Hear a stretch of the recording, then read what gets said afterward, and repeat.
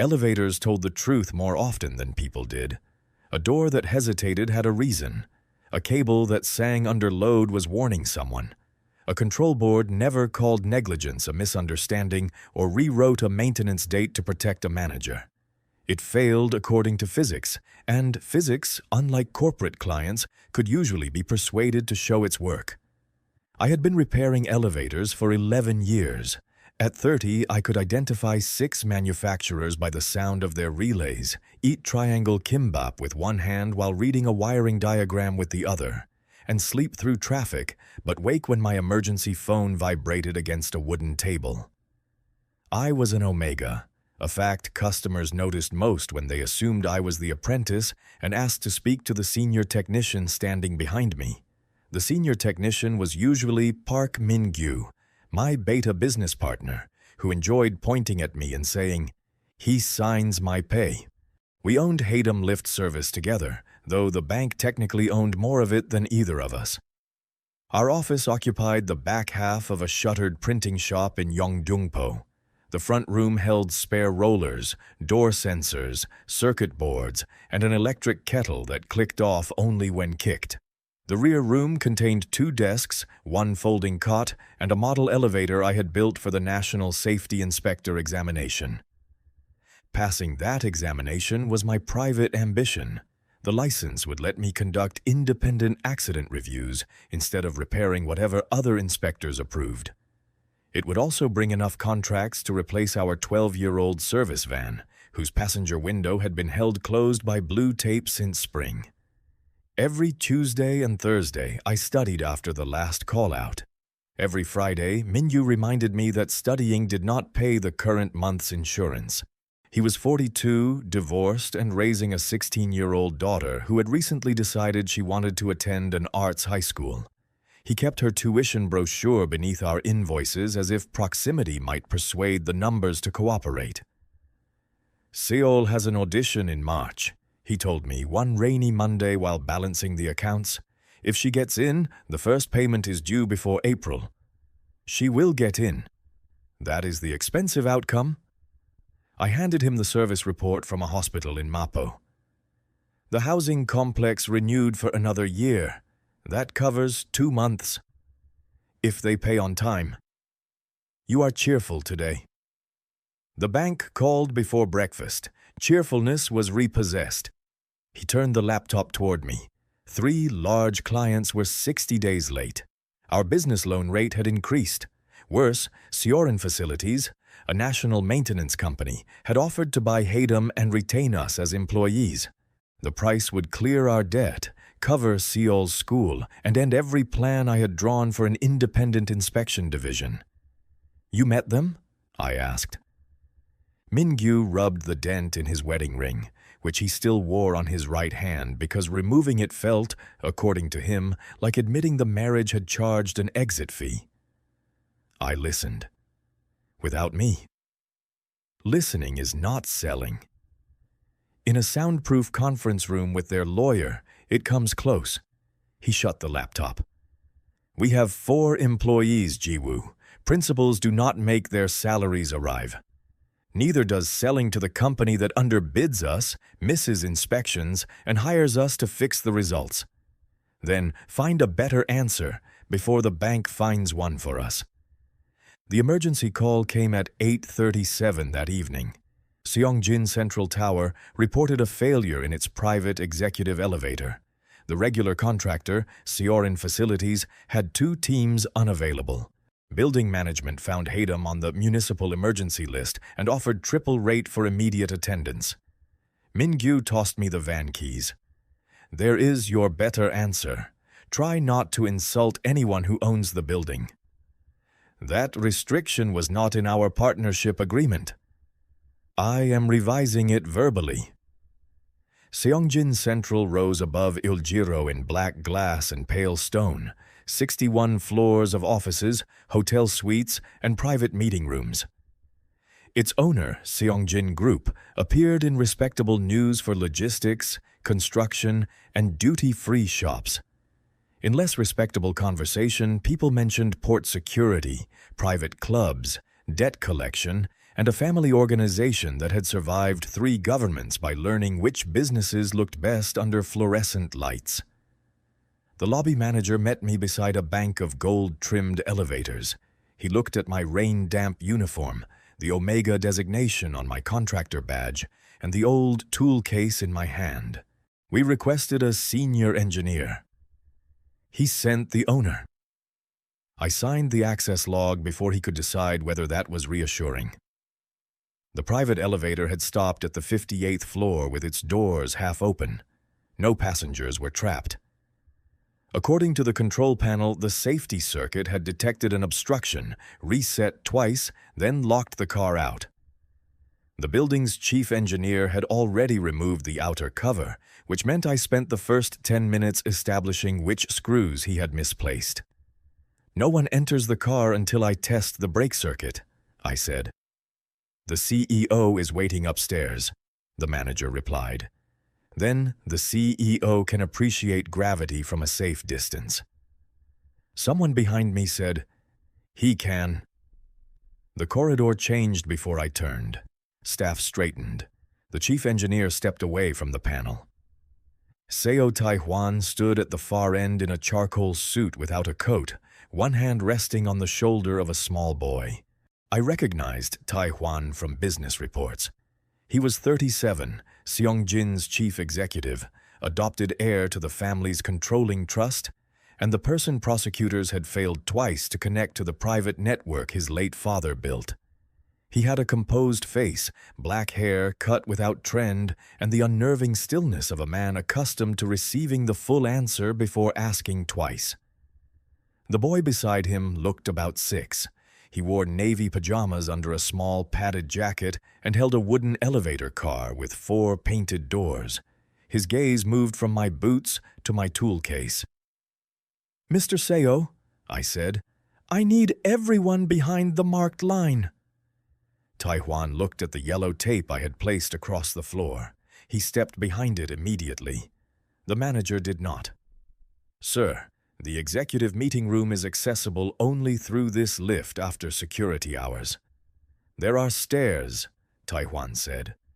58 floors, the manager replied before wisdom could stop him. "Then the meeting will begin with exercise." I hid a smile inside the control cabinet. The fault did not match ordinary wear. The optical door sensor had been replaced recently, but its serial number differed from the maintenance log. 2 terminals on the safety relay carried tool marks. Someone had introduced a delayed interruption that appeared only after the car received a private access signal. "Who serviced this last?" I asked. The chief engineer checked his tablet. "Seorin Facilities, 11 days ago. Routine inspection." This relay was opened after installation. I need the car taken out of service and the event logs preserved. The manager's face tightened. "Can you restore it tonight?" "Yes, after I determine whether it was modified badly or deliberately." The boy moved closer to the tape. Tae-hwan kept a hand near his shoulder without pulling him back. I crouched beside my tool case and tested the emergency intercom. Static answered. I tapped the speaker twice and said, "Machine room to car. Count the floor lights, then tell me which one stays on." Small arms closed around my neck. The movement was so sudden that my voltage probe struck the floor. The boy had crossed the tape, dropped his toy, and wrapped himself around me with the absolute trust children usually reserved for people who had earned it or looked like someone who had. "Mr. Fixer," he whispered into my collar. Every adult in the corridor froze. I kept my hands visible. "Hello. I think you have mistaken me for someone." He shook his head against my shoulder.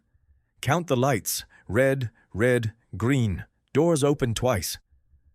The words reached backward through 2 years of emergency calls. Mapo Children's Hospital. A power transfer failure. A 5-year-old trapped alone in a service elevator while the building evacuated smoke from a kitchen fire. The boy had not answered questions at first. I had stayed on the intercom for 43 minutes, asking him to count indicator lights, describe his wooden toy, and breathe whenever I tapped the microphone. When the doors opened, hospital staff had carried him away before I left the machine room. I had never learned his name. "Eugene," Tae-hwan said quietly. "Let him stand." The boy loosened his arms but kept one fist in my uniform sleeve. His face was pale and serious. "You were in the hospital elevator?" I said. He nodded.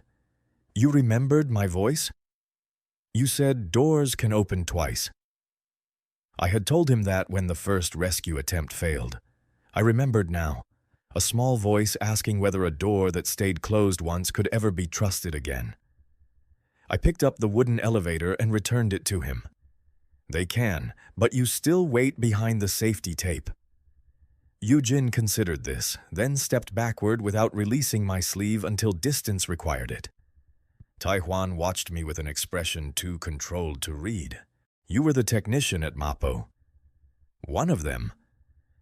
The reports listed only the hospital contractor. "They called us when their night engineer could not reach the site. We invoiced through the contractor. You remained on the intercom." "That was the job." Eugene shook his head hard enough to move his hair. "Not job." I returned to the relay because arguing with a child about my professional obligations seemed unwise in front of his terrifying father. The temporary repair took 90 minutes. I replaced the altered relay from my van stock, copied the logs to 2 sealed drives, and asked the chief engineer to sign across both evidence envelopes. Tae-hwan refused the manager's suggestion that Seongjin Security keep both. "Mr. Han retains 1 copy," he said. "My surname is Han, yes," I replied. "Ji-woo if we are establishing evidence custody." "Han Ji-woo," he said the name as if filing it somewhere permanent. At midnight, the elevator passed its load test. Eugene had fallen asleep on a corridor sofa with his wooden car beneath one hand. Tae-hwan stood nearby, reading my preliminary report. "Your regular contractor's log is false," I told him. "The component in the cabinet was manufactured after the date they claim it was installed. Someone needed private access credentials to trigger the fault." "Could it have caused a fall?" "No.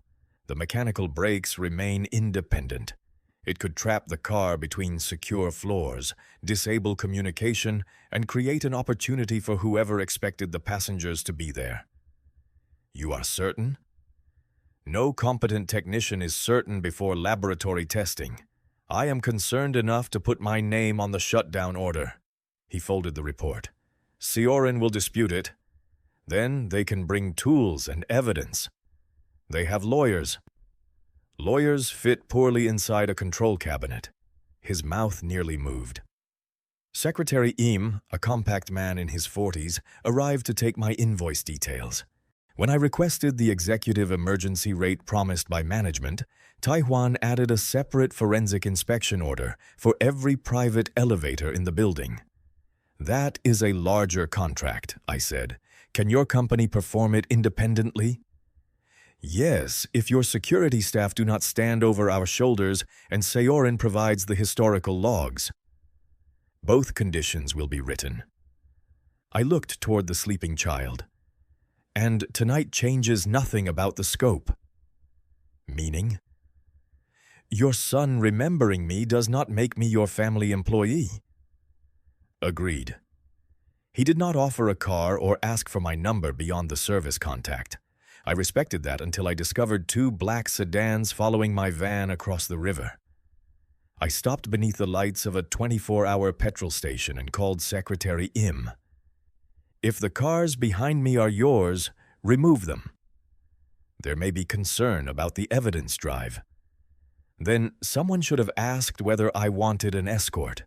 "Mr. Han, given the possible sabotage..."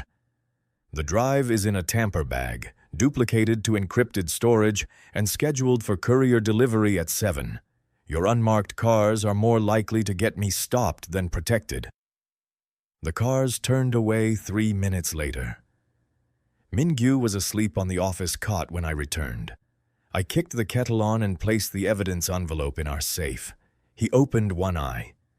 "Did you insult the owner?" "Only his security practices." How large is the invoice? I showed him the forensic order. He sat up. I forgive everything. By 10 the next morning, forgiveness had expired. Seorin Facilities sent a legal notice accusing Haydam of unauthorized component removal and commercial defamation. Our bank suspended the business credit line pending a fraud review. One of our housing clients received an anonymous report claiming our licenses were invalid. The timing was too exact to be coincidence. Min-gyu threw the notice onto my desk. What was in that elevator? A modified relay and private access code. Whose code? The lab has not read the full log. Seorin wants to buy us on Monday and destroy us on Tuesday. That is not negotiation. No, it is evidence that selling to them would be a poor retirement plan. He did not laugh. Seol's audition deposit is due next week. Our technicians' salaries are due Friday. I signed a letter of intent. The room seemed to reduce itself to the hum of the safe. You signed what? Non-binding. It gives them 10 days to inspect the books. It gives the company threatening us access to our clients, debt, and service history. I signed before last night. You should have told me before last night. You would have refused before reading it. You decided my answer, so you did not ask. Min-gyu stood. I decided 4 employees should not lose their rent money because you want your name on an inspector's certificate. The cruelty was inaccurate enough to reveal his fear. I knew that, and still answered badly. Then perhaps Seorin should buy your half, not mine. He took his coat and left without looking at the tuition brochure beneath the invoices. At noon, Secretary Im requested that I attend a meeting at Seongjin's law office. I brought my own attorney, Lee So-ra, a former elevator regulation prosecutor who had once taught a safety seminar and accepted small company clients because she enjoyed frightening large company counsel. Tae-hwan was already in the conference room. Beside him sat a woman in a pale gray suit, Seo Mi-suk, his aunt and vice chair of the family foundation. Her public reputation was charitable. Her private reputation could have cleared a restaurant. "Mr. Han," she said warmly, "Yoo-jin has spoken of you all morning." I hope he also spoke to his therapist. Sudden attachment after a frightening memory should be handled carefully. Mi-suk's smile paused. How responsible. Tae-hwan indicated the seat across from him. The laboratory confirmed the relay was altered. The trigger used credentials assigned to my cousin Jae-hyuk's security office. Does your cousin know? He denies it. Mi-suk folded her hands. Jae-hyuk's credentials are used by many staff. This may be corporate espionage rather than a family issue. Attorney Lee opened her notebook. Seorin's reaction suggests they prefer no independent investigation. Seorin is partially owned by a family trust managed through my aunt's office, Tae-hwan said. Mi-suk turned her head toward him. A diversified investment, not operational control. I understood why I had been invited. They were not sharing information.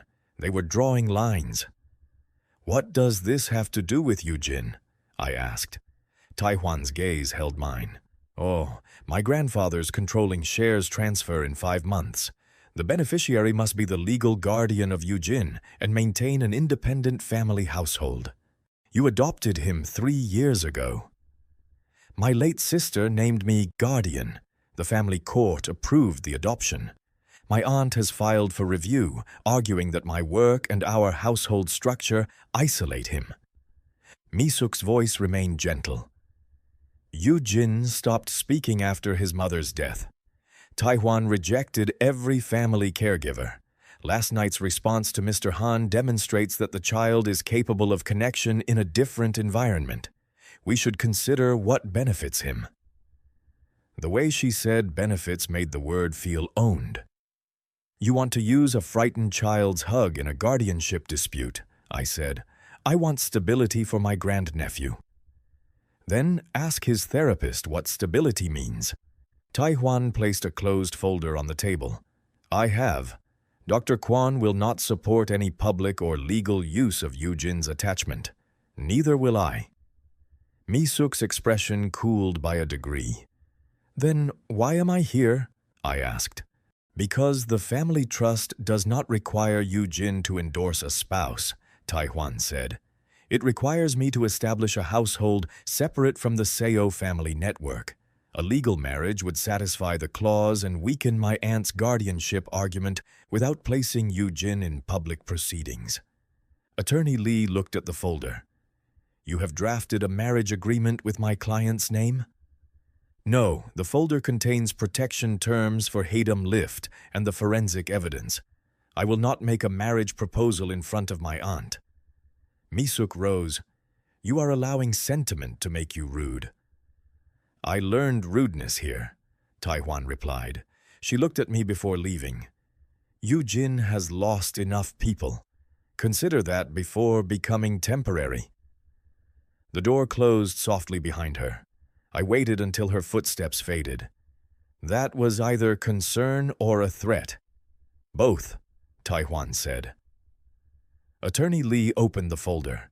It contained an offer to fund an independent defense against Seorin, restore Haedam's credit line through an escrow guarantee, pay the forensic inspection fees, and protect our employees from retaliation.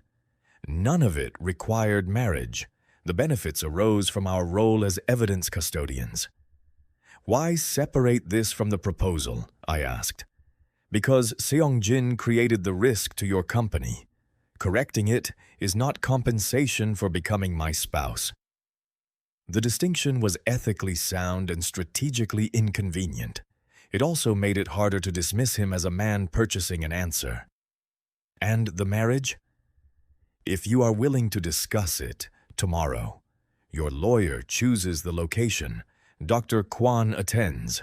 You may refuse without losing anything in this folder. Attorney Lee studied him over her glasses. You understand that my presence makes coercion more expensive. That is why you are here. The next afternoon, we met in a family therapy center with low tables, washable chairs, and no visible company logos. Dr. Kwon Eun-seo, Yoo-jin's child psychologist, sat between the lawyers. She was a beta in her 50s with a calm voice and the unsettling habit of waiting after an answer until people improved it themselves. Tae-hwan proposed a 9-month legal marriage ending 4 months after the trust decision. We would share his residence in Hanam, but keep separate bedrooms and schedules. I would continue working full-time, 2 public appearances per month, none featuring Yoo-jin, unless Dr. Kwon approved and Yoo-jin wanted to attend. No expectation that I act as a parent, no discipline decisions, no private time with the child arranged for publicity, and no promises to Yoo-jin about permanence. Physical affection between Tae-hwan and me would occur only by specific consent. My income, company shares, communications, medical care, and professional licenses would remain separate. Security required my approval except during a documented immediate threat. Either party could end the marriage for surveillance, retaliation, interference with work, use of Yoo-jin as leverage, or any unapproved public statement about the relationship. In return, a separate trust would fund Haedam's legal defense and protect employee wages for 1 year. The money would remain even after divorce because it compensated for Seongjin-related retaliation. Mingyu's share would receive the same protection whether he supported the marriage or not. Why me? I asked. The trust committee knows Yoo-jin recognized you, Tae-hwan said. A marriage to a complete stranger would look engineered. A marriage to you will also be engineered, but it has a true beginning. That is an argument for appearances. Yes. And personally? He looked toward Dr. Kwon. She did not rescue him from the pause. Yoo-jin spoke to you, he said. He has trusted very few adults since my sister died. I would prefer a spouse whose presence does not frighten him. Preference is not a reason to tell a child I belong in his home. We would tell him the truth appropriate to his age, that we are helping each other for a fixed period and that adult agreements may change. Dr. Kwon spoke for the first time in several minutes. Yoo-jin must not be asked to keep the arrangement secret. He may know the marriage has practical reasons. If either of you begins making emotional promises you cannot maintain, I will recommend separate residences. Add that as an exit condition, I said. Attorney Lee wrote it down.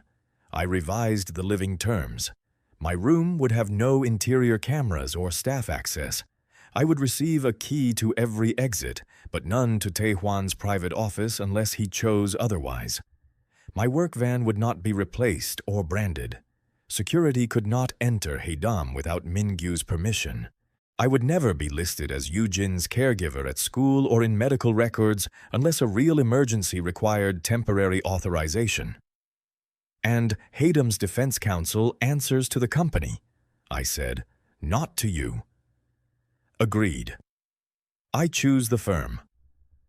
You choose. No one pays Seol's tuition. Tae-hwan's brow moved slightly. Who is Seol? My partner's daughter. If your office offers, he may accept because he is frightened. That would turn this into a purchase through someone I love. Understood. Dr. Kwon asked me what I expected from Yoo-jin. Nothing, I said. She waited. I corrected myself. Courtesy when he can manage it. Honesty when he cannot.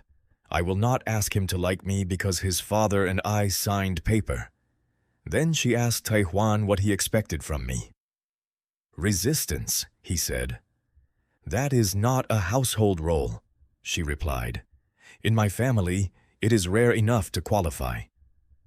I took the draft home. Min-gyu was at the office when I arrived. He had slept badly and looked older than the day before. The Seorin letter of intent lay torn into 4 pieces on my desk. They asked for the Seongjin evidence log during due diligence, he said, before they asked about revenue. You canceled? I sent a written withdrawal. Their lawyer reminded me that the bank can call our loan. I placed Tae-hwan's protection folder between us. Min-gyu read the first pages and looked at the draft marriage document beneath them. No. The legal defense does not depend on marriage. Then take the defense and refuse the rest. If Tae-hwan loses guardianship and the trust, his aunt controls the investigation. She can bury the logs, renew Seorin's contracts, and spend years attacking us. That is his problem. It became ours when someone altered the elevator. He pushed the papers away. Do not marry a man from that family to save a company I nearly sold without asking you. I am not saving you from guilt. Then what are you doing? I thought of Yoo-jin's fist in my sleeve, Tae-hwan separating restitution from the proposal, and Mi-suk's soft warning about temporary people. Choosing the danger with written exits, I said. Min-gyu looked toward the model elevator in the back room. And when the boy believes you are staying? His therapist will help us tell him the truth. Children do not live in clauses. Neither do adults. That is why we need more than clauses. He did not approve. I did not need him to. What I needed was his signature accepting the independent legal fund on behalf of Haedam, and after an hour of argument, he gave it. I signed the marriage agreement the following morning. Before the civil registration, Tae-hwan transferred the employee wage trust beyond Seongjin's control. Attorney Lee verified it. Dr. Kwon spoke with Yoo-jin alone. Only after both confirmations did I enter the district office. Yoo-jin did not attend. That had been Tae-hwan's decision. He wanted to come, he told me while we waited for the clerk. I said adult paperwork is not a performance he must support. Was he upset? He said I make boring choices. He has excellent judgment. The clerk called our names. We signed, received the stamped certificate, and stepped into a marriage that had no flowers, no rings, and 6 lawyers copied on the exit provisions. At the residence, Seongjin waited in the entry hall holding his wooden elevator. He did not run to me this time. He looked at Dr. Kwon, then at his father, and finally at me. "Are you staying forever?" he asked. The adults had rehearsed answers. None sounded acceptable in the room. I crouched, leaving space between us. "I am staying for now because your father and I are helping each other. We signed a paper for 9 months. Before that time ends, we will tell you what happens next." People leave before papers end. Sometimes, if I have to leave sooner, I will tell you myself. I will not disappear while you are sleeping. He traced one painted door on the toy. "Can doors open twice?" "More than twice," I said, "but we still check the light before stepping through." Seongjin held out the wooden elevator. I accepted it because that was what he offered, not because I had earned anything else. Tae-hwan's home occupied 3 floors near the top of a residential tower in Haenam. It contained a private lift, 2 internal staircases, and more locked doors than furniture. The entry level held receiving rooms and security. The middle floor belonged to Tae-hwan's work. Seongjin's bedroom, playroom, and a small greenhouse filled with basil occupied the upper floor. My room was beside the guest study, 1 staircase away from both of them. It had an ordinary bed, an empty wardrobe, a desk, and a window looking west over the river. No new clothes waited inside. No framed photographs attempted to invent a courtship. "The door has a mechanical lock in addition to the building system," Tae-hwan said. "Only you have the key." "Housekeeping?" They knock. "Security cameras?" "Corridor and stairs, none aimed at the door. You may inspect the feeds." I opened the closet and found my tool case already inside. "Who moved this?" "Secretary Im." Without asking. Tae-hwan looked at the case as if it had betrayed him. "He was told your personal property remained yours. Then your instructions are decorative." "I will speak to him." "Speak to the system. An assistant following your habits is not a malfunction in the assistant." His gaze sharpened, but he did not defend himself. "What should the system do?" "Nothing enters this room unless I carry it or request help. Staff ask me directly, not you. If they are punished every time they misunderstand, they will hide mistakes instead of asking. Those are the rules." He picked up the tool case, carried it back into the hall, knocked, and waited until I invited him to return it. The gesture was dry enough to be funny and serious enough that I did not laugh until he had left. The private lift became our second argument. Its controls used biometric access, but my fingerprint had already been added when I tried it the next morning. I removed myself from the system and took the stairs. At breakfast, Tae-hwan asked why. "I did not authorize enrollment. You need access to every exit. A key opens a door without storing my body measurements in a family database. The print record is local, not networked. Then you should have no difficulty deleting it." Seongjin looked between us over his rice porridge. Appa loses arguments before coffee. Tae-hwan set down his spoon. "Who told you that?" "Secretary Im." I looked at the boy. "Your father's security system has information leaks." Seongjin covered a smile with both hands. My fingerprint was deleted. Tae-hwan ordered a programmable access card, which I kept inside my wallet beside the marriage certificate. One granted entrance, the other made the entrance useful to people outside the home. I trusted the card more. Seongjin did not cling to me again. He spoke at meals when he wanted to, avoided me when the apartment became crowded, and watched from the stairs while I left for work. Dr. Kwon explained that memory had made his first response intense. Daily life would be less dramatic and healthier. I was relieved. The relief also embarrassed me.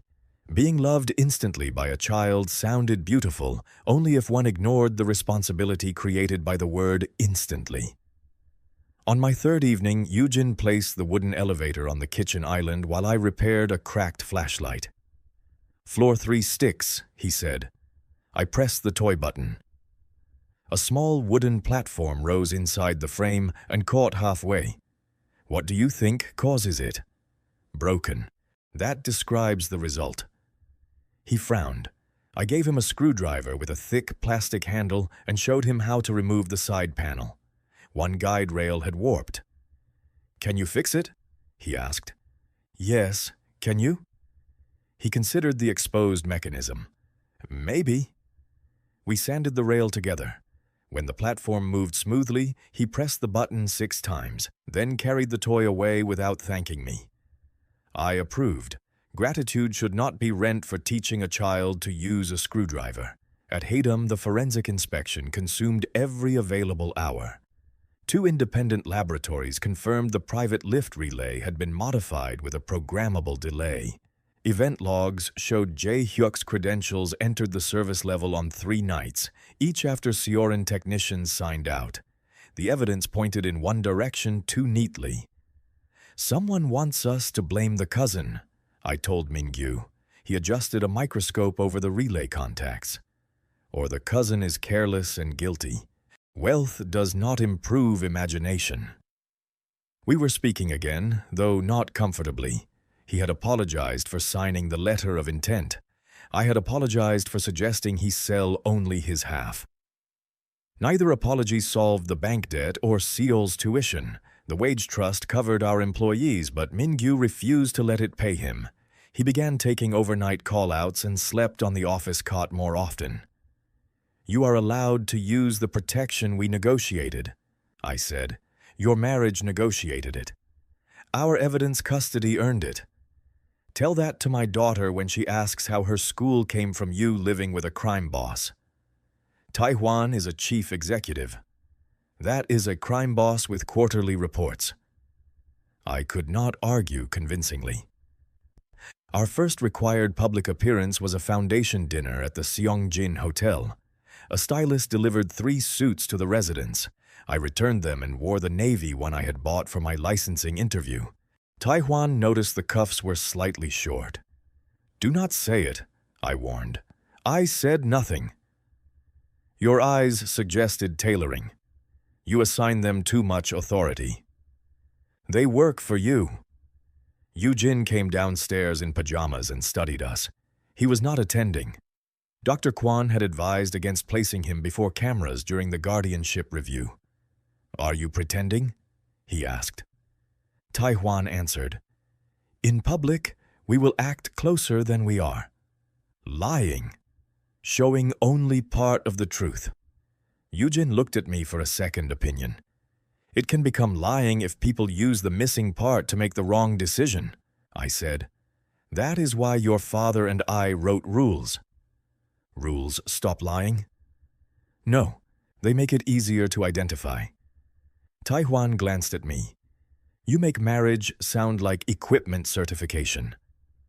"Equipment certification has fewer photographers." At the hotel, Tae-hwan offered his arm before we entered the ballroom. I declined. We had agreed that hand-holding, a hand at my back, and brief contact for photographs were possible only after a verbal question or our private signal. 2 fingers touching his watch. Inside, I gave the signal once when reporters crowded the door. His palm settled between my shoulder blades, firm enough to guide and still enough not to claim. Misuk received us beside a wall of white orchids. She wore pearl gray silk and the expression of an aunt delighted by a marriage she had tried to prevent. "Ji-woo," she said. "May I call you that now that we are family?" "You may ask each time until it feels natural." How modern. Her son, Seo Jae-hyuk, stood beside her. He was 34, broad-shouldered and pale beneath his formal composure. When Tae-hwan introduced us, Jae-hyuk's hand was cold. "Your company is examining my access records," he said. "Your security office's records." a distinction useful to lawyers and technicians. Machines accept credentials, not family names. He looked toward his mother. I did not alter the elevator. Then you should want the logs preserved. Mi-suk interrupted with a laugh. Must we discuss machinery at dinner? Your foundation invited the technician, I said. Tae-hwan's fingers touched his watch, asking whether I wanted contact. I shook my head. He let me stand alone in the answer. During the meal, a trustee asked when Yoo-jin would appear with us publicly. Tae-hwan said he would not. Another suggested a family portrait could reassure the guardianship court. A child is not a character reference, I said. Mi-suk folded her napkin. No one is suggesting performance. We are demonstrating a stable home. Then demonstrate it by allowing him to eat dinner without strangers grading his expression. The trustee looked offended. Mi-suk looked interested. Tae-hwan set down his glass. Yoo-jin will attend no event for the trust committee. This was decided with his therapist before my marriage. He could have used my defense as evidence of our unity. Instead, he made clear the boundary predated me. After dessert, Jae-hyuk followed me into the hotel corridor. My mother will destroy your company before she lets Tae-hwan control the trust, he said without greeting. That sounds like evidence you should give my lawyer. You misunderstand. I am warning you to withdraw. Why? His gaze moved to the security camera above the service door. Because my credentials were used after she took my access card. If I say that publicly, I am admitting I allowed unauthorized access to secure floors. I lose my position and possibly face charges. If you remain quiet, you may face worse charges for sabotage. My mother says she can clear the records after the trust vote. She owns Seorin through 3 funds and a cousin. That is still ownership with extra stationery. He almost smiled. Fear erased it. Tell Tae-hwan I need protection. Tell him yourself. He will demand testimony. So will I. Jae-hyuk walked away.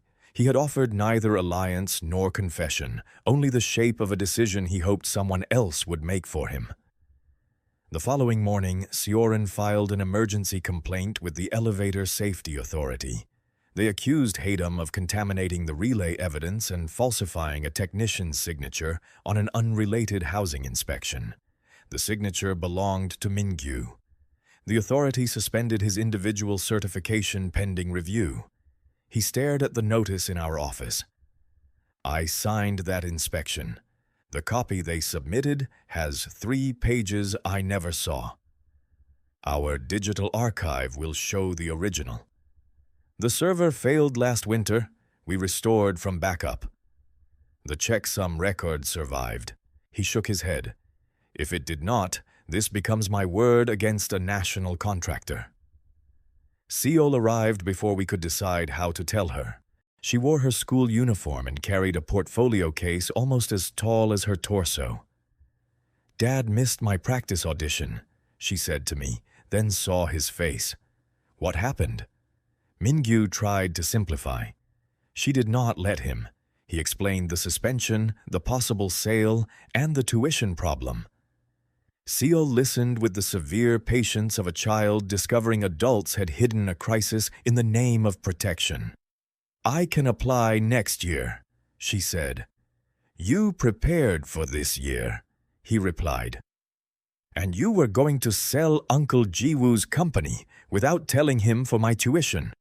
I did not ask for that. It is my responsibility. My school is my responsibility too. She opened the portfolio and removed a charcoal drawing of the Haydam office. In it, Min-gyu slept over invoices while I worked on the model elevator behind him. She had drawn the kettle larger than either of us.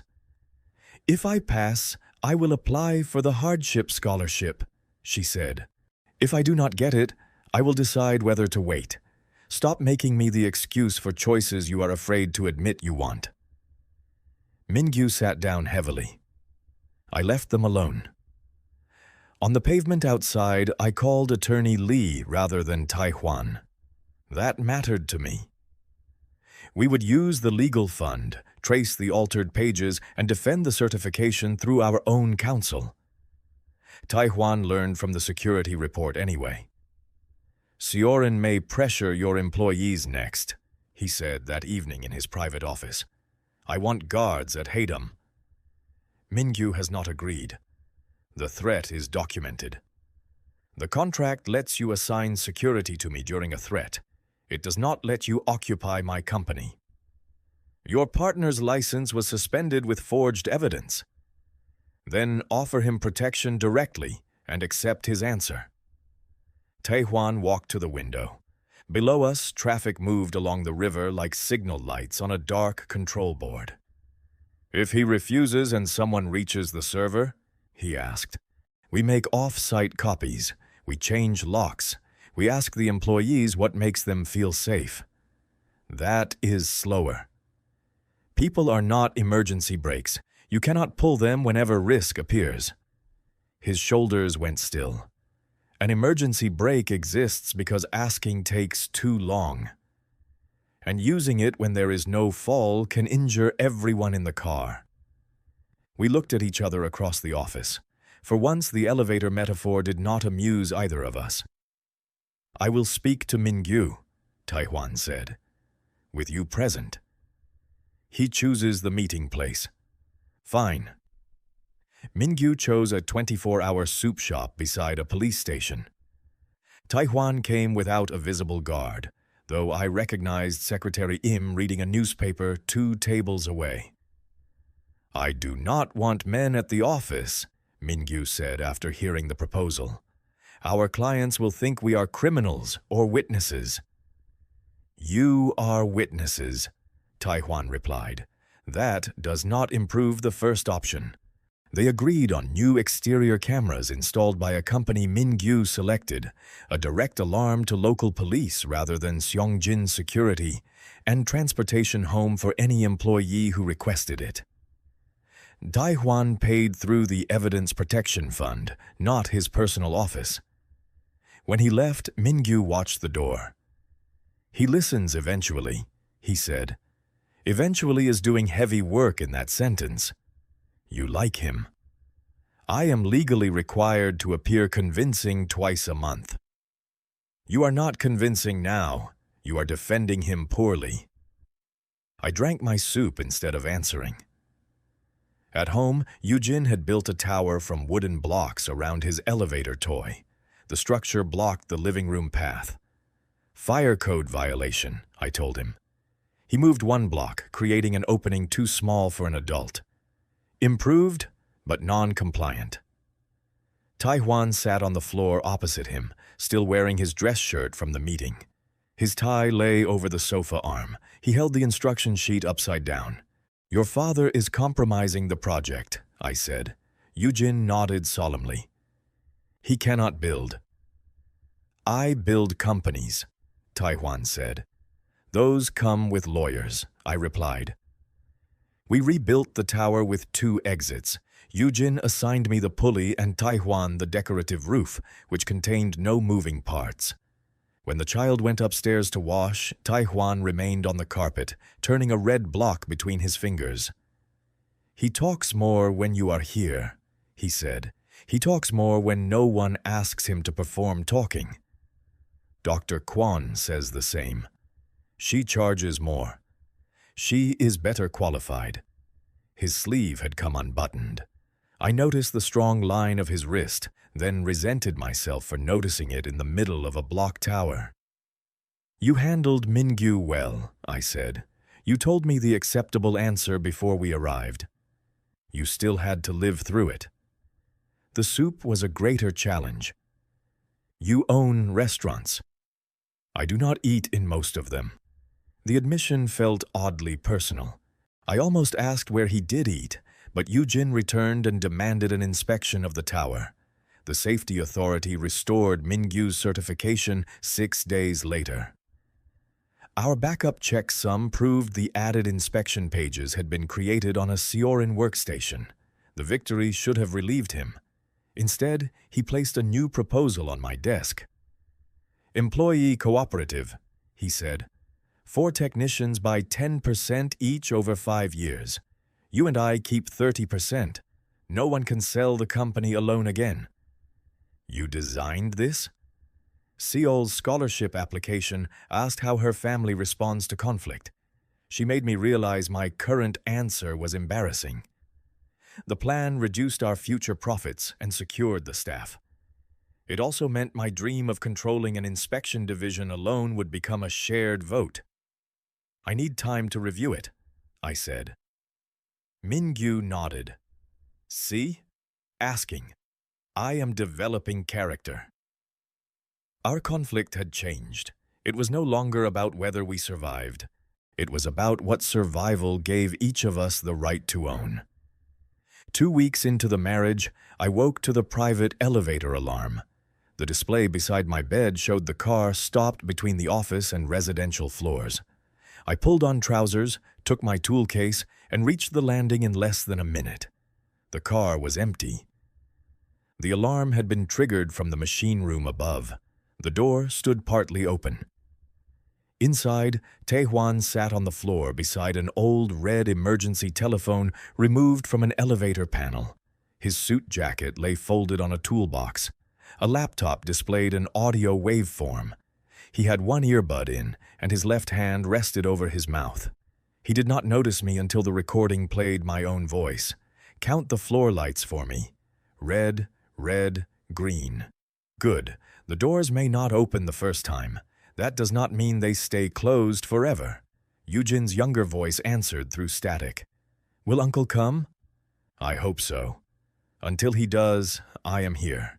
Tae-hwan stopped the recording. The machine room fan moved warm air around us. He removed the earbud and placed it on the laptop with deliberate precision. "The alarm circuit is connected to this phone," he said. "I powered it incorrectly." "Why do you have the hospital intercom?" "The building replaced its elevator last year. I bought the panel before disposal." I closed the machine room door. "You knew who I was when I came to Seongjin." "Not before Eugene spoke. I had heard your voice on the recording, but your name was absent." "Why keep it?" His gaze lowered to the red handset. The plastic had been polished where small hands and hospital staff had used it. "That was the first day Eugene spoke after Hye-in died," he said. "My sister was his mother. She had been gone 3 months. Where were you during the entrapment?" "At the trust committee. Misuk challenged the adoption petition that morning. My phone rang during the vote. I turned it off." He said the last sentence without softening it. "You did not know he was trapped." "I knew the hospital had called. I decided 5 minutes would not matter. It became 52. His hand closed once over his knee. "You were there because I chose a vote. I was there because the elevator failed." "Both are true." On the laptop lay an email from Family Council. The subject line read, "Evidence of established guardian attachment." They wanted the recording submitted to the trust committee. Eugene asking for his uncle would support Tae-hwan's position. My calm responses would support the narrative that the child now trusted his prospective spouse. "Are you giving them this?" I asked. "No." "It could help you keep guardianship." "It is the worst hour of his life. He does not owe it to my case." Tae-hwan disconnected a small encrypted drive from the laptop and placed it inside a white evidence pouch addressed to Dr. Kwon. A form on the desk transferred control of the recording to a therapeutic archive sealed until Eugene turned 18. No family attorney could obtain it without a court order and Eugene's future consent. "You could keep a private copy," I said. "Then I would remain one frightened decision away from using it." The control in his life had always looked like locked doors, schedules, guards, and instructions. Here, he used it against himself. He was removing an option before fear could make it persuasive. "Why were you listening tonight?" to verify the file before transfer. I waited. His eyes closed briefly. And because I wanted to hear him ask for me once more. The words were so quiet they barely competed with the fan. I sat on the floor opposite him. We were close enough that my knee touched the edge of his folded jacket. I did not tell him he was forgiven. Nothing about that hour belonged to me to forgive. I did not say he was a good father. Praise would have reduced the decision to a performance for me. The machine room alarm still needs resetting, I said. I know. You connected the auxiliary leads backward. That was not in the diagram. It is color-coded. Poorly. I showed him the two terminals. His shoulder settled beside mine while we worked. He held the flashlight without directing it, and when I reached across him for a screwdriver, he moved only enough to make room. The alarm cleared at 3:18. Neither of us stood immediately. "Ji-woo," he said. "Yes?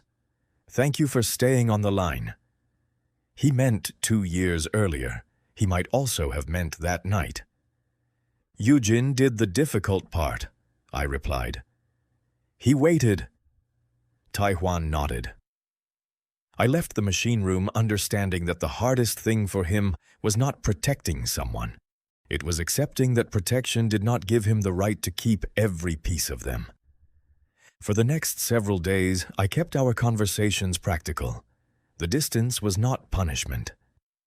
Seeing him on the machine room floor had given shape to feelings I had previously treated as inconvenient observations. The way his voice changed with Yujin, the way he corrected an order after recognizing the person inside it, the rare, dry humor he hid as if amusement were confidential. Once I admitted those details mattered to me, the expiration date on our paperwork stopped being a legal fact and became a possible loss. I studied in my room after dinner and left before breakfast. Tae-hwan did not pursue me.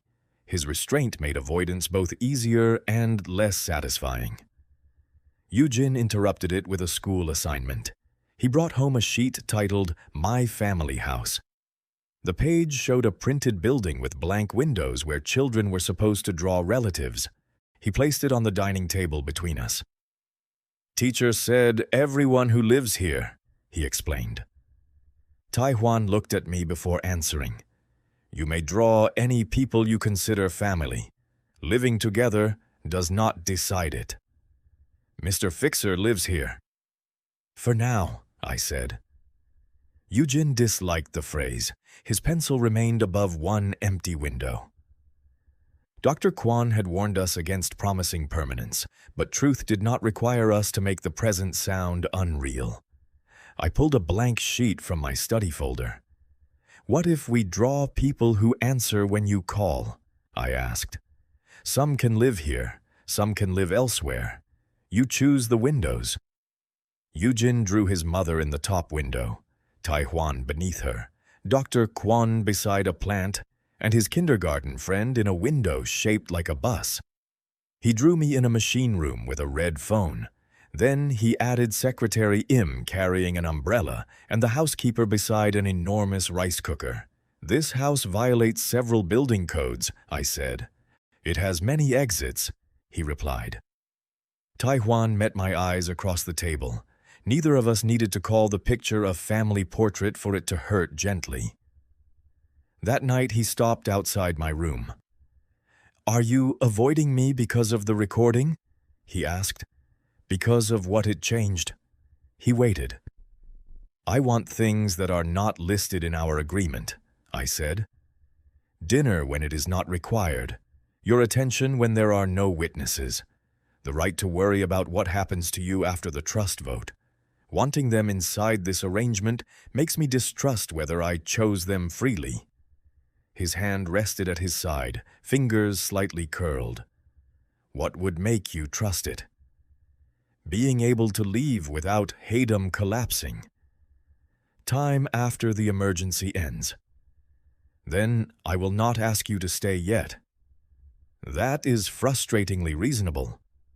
"I can be less reasonable if it helps." "Would you?" He took one step closer. I wanted to knock every night you ate upstairs.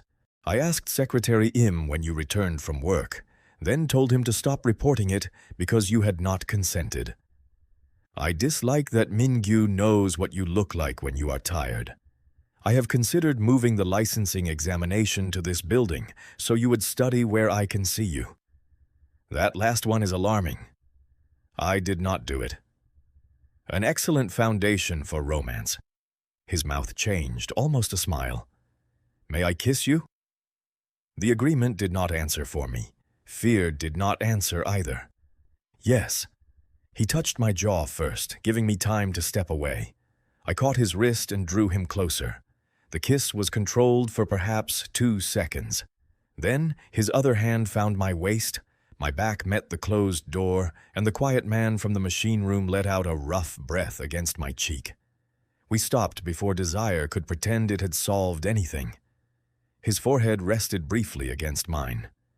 Dinner tomorrow? He asked. Only if the food exists before midnight. I will put it in writing. Then I refuse. He kissed me once more, shorter and less careful, and went downstairs. The investigation broke open the following week. Our technicians found the same delayed relay firmware in a freight elevator maintained by Seorin at a Seo family warehouse. Mingyu traced both programs to a service laptop assigned to Jae-hyuk's office. The laptop had connected through Seorin's network on nights when Jae-hyuk was overseas. We gave the data to Attorney Lee and the safety authority. We did not give it to Tae-hwan first. When I told him, he accepted the evidence order without complaint. Jae-hyuk requested a formal interview. He arrived with independent counsel and admitted that Mi-suk had taken his access card, claiming an internal auditor needed it. He also produced messages from Seorin's director describing the tower failure as a controlled interruption, intended to delay Tae-hwan during a closed meeting and demonstrate weaknesses in his protection of Yoo-jin. The boy had been upstairs unexpectedly. Whoever planned the trap had not intended to involve him, which did not make the plan less criminal. My mother said no one would be injured, Jae-hyuk told the investigators. I believed her because the alternative was admitting I knew what she could do. His testimony exposed him to charges for concealing evidence. It also prevented Mi-suk from blaming the access card theft on junior staff. Mingyu and I returned to the office after midnight. He placed the cooperative proposal beside the forensic report. If we survive this, he said, I do not want fear to give either of us the power to sell everyone else's work. Our technicians should review the voting terms. They already have a lawyer. Seo found one through her scholarship advisor. She has not won the scholarship. She says confidence is free until results arrive. We signed a provisional conversion plan. My share would fall, my independence would change, and the inspection division would belong to the people whose hands made its reputation possible. The loss of control felt sharp. It also felt honest. Mi-suk responded before prosecutors did. She leaked the marriage agreement, the Mapo rescue record, and photographs of Yoo-jin hugging me at the tower.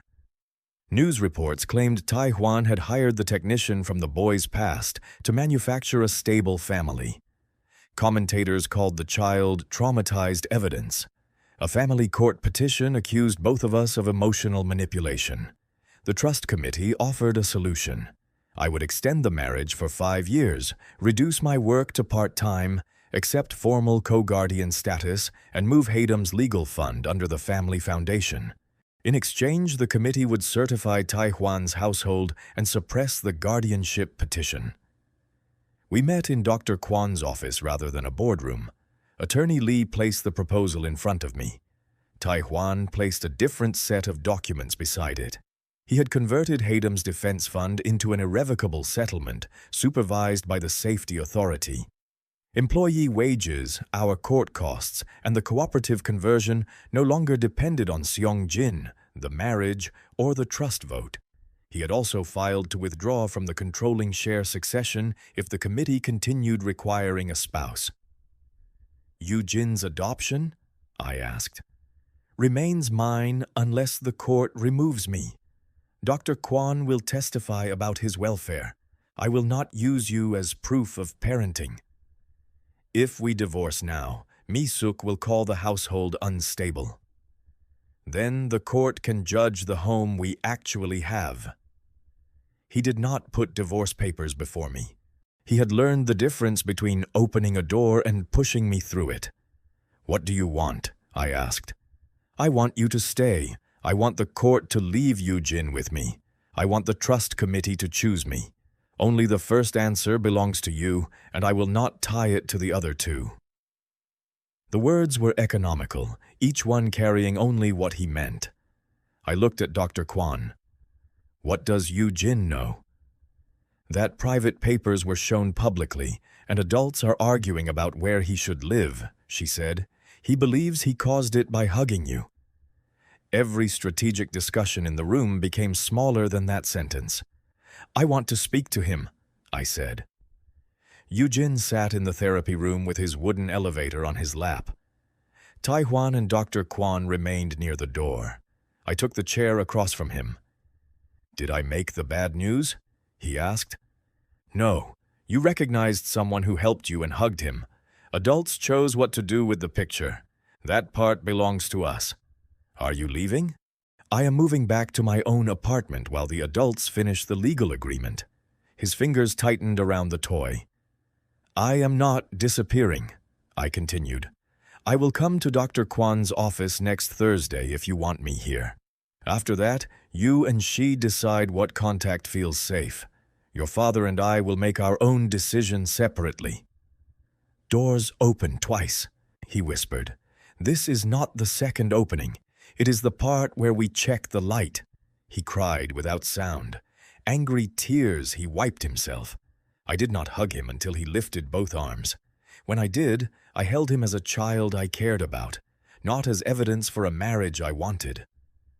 Tae-hwan helped carry my boxes to the residence entrance. Security could have done it. He did not ask them. This is not my answer about us, I said beside the van. I know. Do not wait silently and call that respect. You may contact me. How often? You are asking me to schedule courtship. You respond well to maintenance intervals. I laughed despite the week. Dinner after the hearing. One message before then if you have something real to say. He touched 2 fingers to his watch, using our old signal. I nodded. He placed one hand at my back and kissed my temple, gentle enough that leaving remained possible. The guardianship hearing lasted 2 days. Mi-suk's lawyers described our household as performance. Dr. Kwon agreed that the marriage had strategic origins and then explained that honesty, stable routines, and respect for Yoo-jin's refusal mattered more than marital duration. Secretary Im testified that Tae-hwan had prohibited public use of the boy. The sealed hospital recording remained sealed.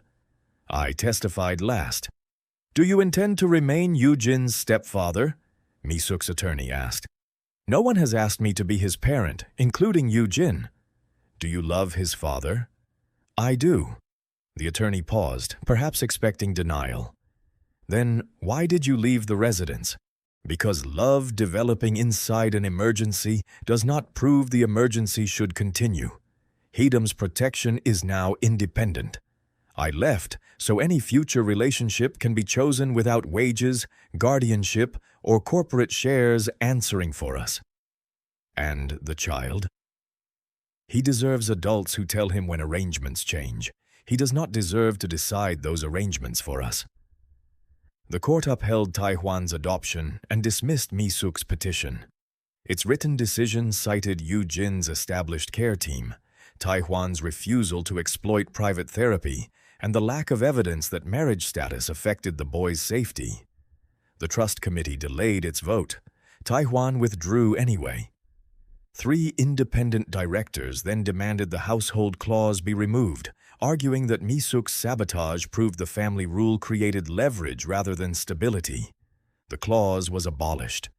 2 months later, Tae-hwan was elected chair on his corporate record under external compliance supervision. Seorin lost its national license and entered court administration. Mi-suk and its director faced charges for evidence tampering, unlawful access, and obstruction. Jae-hyuk cooperated. The consequences remained his, but the truth no longer belonged only to his mother. Haydam became an employee cooperative in April. Min-gyu and I each retained 30%, and our 4 technicians divided the rest. My first proposal for the inspection division failed by a vote of 4-2 because I had underestimated training costs. Being overruled in my own office was unpleasant. It was also proof the conversion worked. Seol won the hardship scholarship. Her audition portfolio included the drawing of our office, retitled Men Who Think Worry is Management. Min-gyu complained that the title was disrespectful and framed it above his desk. I passed the National Inspector examination on my second attempt. Tae-hwan waited outside the testing center, not in a sedan but beside my blue-taped van. He held 2 coffees and had sent exactly 1 message during the hearing weeks. I want dinner even if I lose everything else. I had answered Thursday. It was now Thursday. Did you pass? He asked. You could congratulate me before demanding data. That would be an assumption. I passed. Congratulations. Very natural. We had dinner at the soup shop beside the police station. No photographers waited. Tae-hwan ate food from a metal bowl without treating it as a security exercise. We spoke about the examination, the cooperative, and Eugene new school counselor. Only after the table was cleared did he mention the divorce filing. The waiting period ends Monday, he said. I remember. I will sign unless you ask otherwise. Sign. His expression held, though the hand beside his water glass became still. Then ask me to date you on Tuesday, I said. He looked at me fully. Is that your answer? That is my instruction. You object when I give those. You may file a complaint. The divorce became final on Monday. On Tuesday, Tae-hwan came to Haydam after closing and asked whether I would enter a relationship with him that carried no trust condition, residence requirement, security entitlement, or scheduled public appearances. You forgot dinner, I said. Dinner is negotiable. Then yes. Our first night together afterward was quieter than the kiss outside my room and more vulnerable than anything permitted by paper. He asked before each new touch. I told him when asking became an attempt to avoid wanting. By morning, his tie hung from my broken kettle, and one of my socks had disappeared beneath the office cot. Nothing was resolved by intimacy. We had simply chosen to be present when no crisis required it. We did not remarry that year. I kept my office tel. Tae-hwan kept his residence. Eugene met me at Dr. Kwan's office, then at the workshop, and eventually at home because he requested it. He called me Mr. Fixer until the day he decided Jiwoo was shorter. I never entered his school records as a parent.